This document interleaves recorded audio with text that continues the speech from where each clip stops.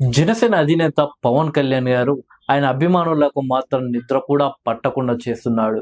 అదేంటి, deputy CM అయ్యాడు కదా ఇంకేంటి అని అనుకుంటున్నారా? అంటే ఆయన చేస్తున్న పనుల ద్వారా, ఆయన చేస్తున్న మంచి పనుల ద్వారా ఆయన అభిమానులకు ఈరోజు పవన్ కళ్యాణ్ గారు ఏదో ఒకటి చేయడం ద్వారా ఆయన అభిమానులకు గూస్ బంప్స్ వస్తున్నాయని చెప్పవచ్చు.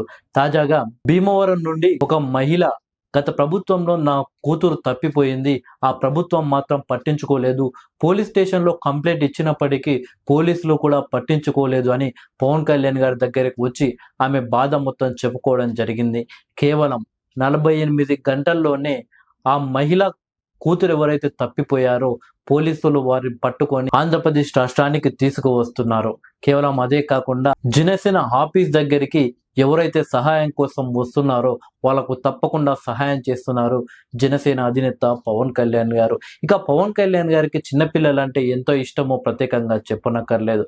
తాజాగా పిఠాపురం నియోజకవర్గంలో పవన్ కళ్యాణ్ గారు పర్యటిస్తున్న సందర్భంలో కూడా ఒక చిన్న బాబు వచ్చి ఆ యొక్క సమావేశంలో కూర్చున్నారు.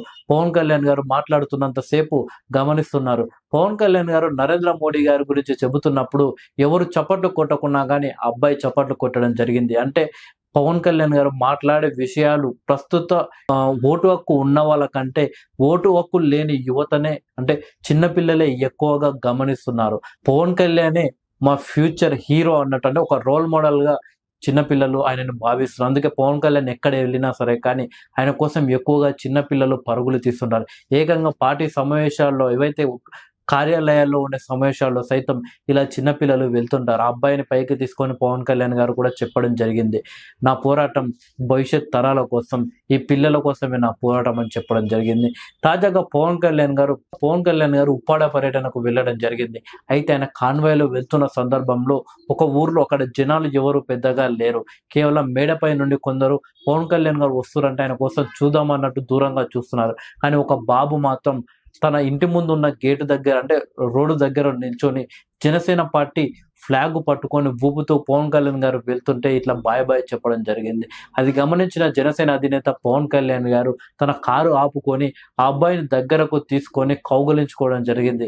అంటే మామూలుగా పొలిటికల్ లీడర్లు ఎవరైనా సరే కానీ మామూలుగా పబ్లిక్ ఎక్కడైతే ఎక్కువగా ఉంటారో అక్కడ ఆపి కారు మీదకి ఎక్కి వాళ్ళకు దండం పెట్టి అలా చేయడం చూస్తూ ఉంటాము. కానీ ఇలా ఎవరు లేని దగ్గర ఎవరైనా ఒక వ్యక్తి, ఒక చిన్న పిల్లగాడే కాదు, ఒక ముసలి వాళ్ళని ఆపే ప్రయత్నం చేసినా కానీ ఎవరు ఆగరు. వాళ్ళ టైం కూడా ఎవరు, ఏదో బిజీ పర్సన్ లాగా వెళ్ళిపోతూనే ఉంటారు. కానీ పవన్ కళ్యాణ్ గారు చేసిన ఈ యొక్క వీడియో చూస్తే మాత్రం ఎవరికైనా గూస్ బాంబ్స్ రావడం ఖాయం.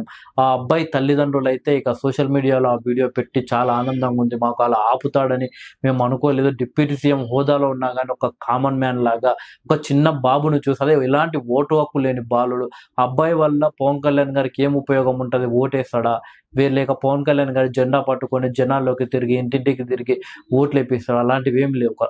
అభిమానంతో అబ్బాయి అలా నిలుచున్నాడు. చూడగానే డిప్యూటీ సీఎం హోదాలో ఉన్నా కానీ పవన్ కళ్యాణ్ గారు ఆపి మా అబ్బాయిని కౌగలించుకున్నట్టు నిజంగా నా జన్మ ధన్యమైపోయిందని ఆ అబ్బాయి తండ్రి ఎవరైతే ఉంటాడో ఆయన సోషల్ మీడియాలో వీడియో కూడా పెట్టడం జరిగింది. నిజంగా ఆ వీడియో చూసిన ప్రతి ఒక్కరు ఎమోషనల్ కావడం మాత్రం ఖాయం అని చెప్పవచ్చు. ఎందుకంటే ప్రస్తుతం పవన్ కళ్యాణ్ గారు డిప్యూటీ సీఎం హోదాలో ఉన్నారు. ఆయన చాలా బిజీగా ఉంటారు.